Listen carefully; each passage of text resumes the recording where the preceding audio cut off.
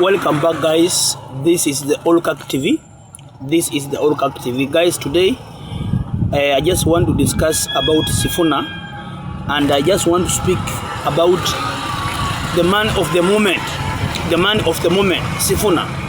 Now, who is Sifuna? Why Sifuna? When Sifuna? And how far will Sifuna? So I want to answer these questions, guys. Who is Sifuna? Why Sifuna? When Sifuna? And how far will Sifuna go? And what is the effect of Sifuna in relation to the opposition, and the effect of Sifuna to the incumbent president, Honorable William Samoei Arap Ruto. So, guys, to begin with, let's look at why Sifuna was created. First of all, let's answer the question, who is Sifuna? Now, Sifuna is not who people think he is. Outside, he is Sifuna, the former SG of ODM. That is outside. And inside, I think he's just he's just wearing a mask, and the mask that he's wearing, guys, represents the person behind him, the person behind his shadows, the person behind his push, the person behind his presidential bid, and the person behind his branding, the person behind his financing, and the person behind the political party that the Sifuna is going to run on. So, who is Sifuna? Sifuna is Messi of Barcelona, who was just picked for the following 3 reasons. 1, the idea that Raila had just left ODM with the president, the UDA. ODM was so big to be taken by Ruto without serious demands. It could have been a problem for negotiation of ODM and the current president if ODM was as ODM with the 6.8 million voters.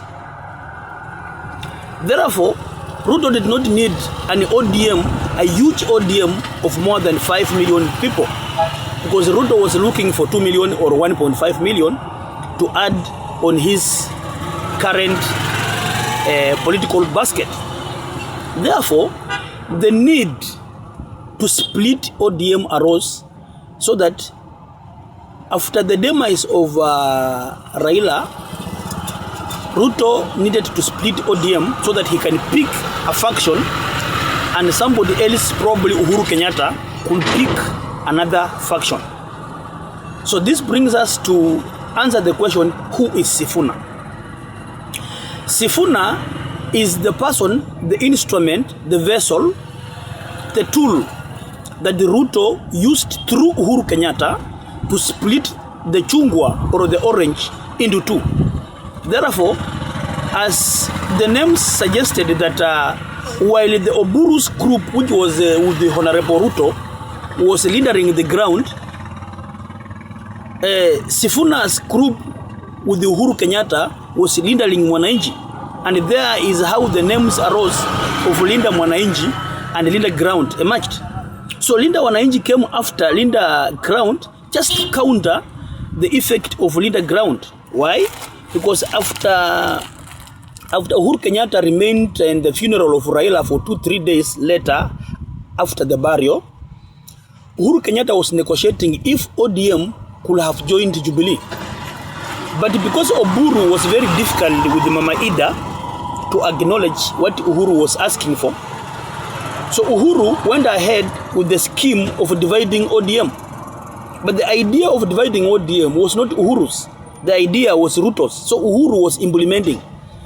So Sifuna and Babu Owino plus Orengo were being used as the tools to divide ODM bearing in mind that people had revolted against Ruto. Therefore, when you tell the people that the Ruto has bought ODM or Ruto wants to destroy ODM, you scare the people away from Uhuru's group, so that ODM could champion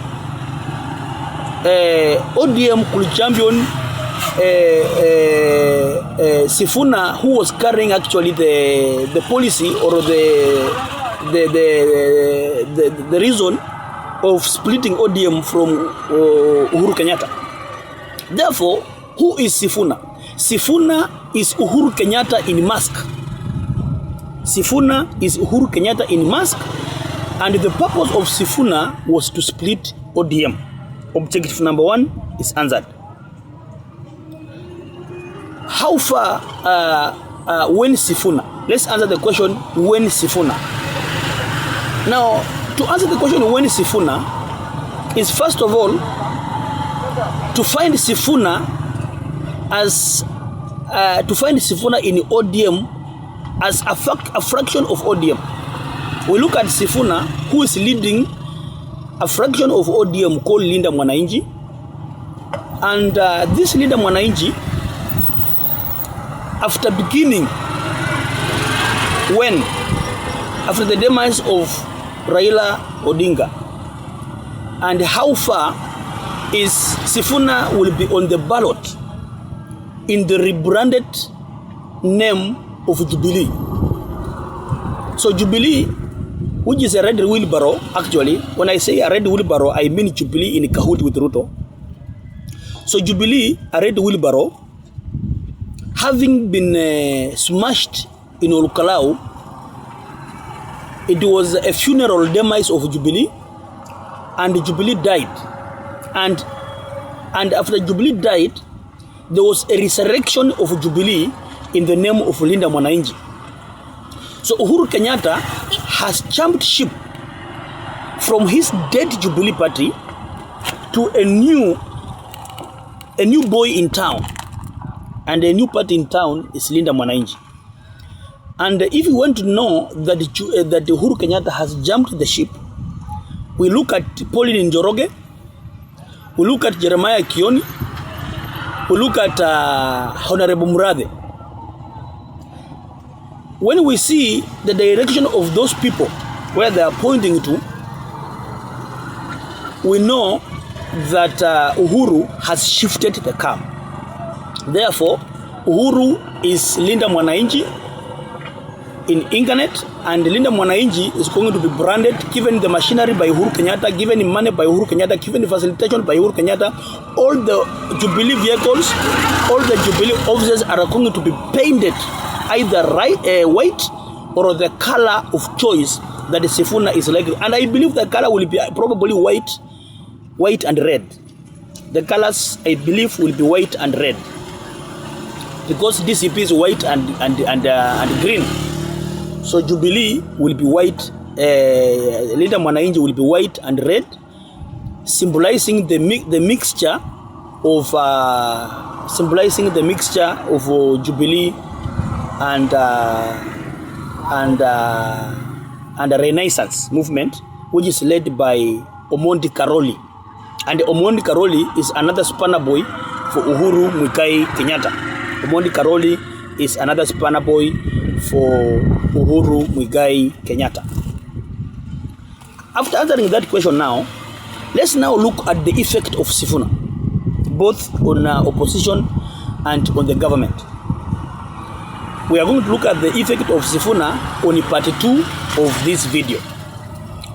Share, like, subscribe, ask questions in the comment section, and you can like the video, you can give a heart if you want, and you can also throw stones, because as a political analyst, guys, I don't pick side. I'm not for Ruto, I'm not for Sifuna, I'm not for Linda Mwananchi, I'm not for one term. I'm just there to analyze politics the way it is happening. I love you guys. Bye bye. Share the video, like, and subscribe. This is the Oligarch TV. This is the Oligarch TV.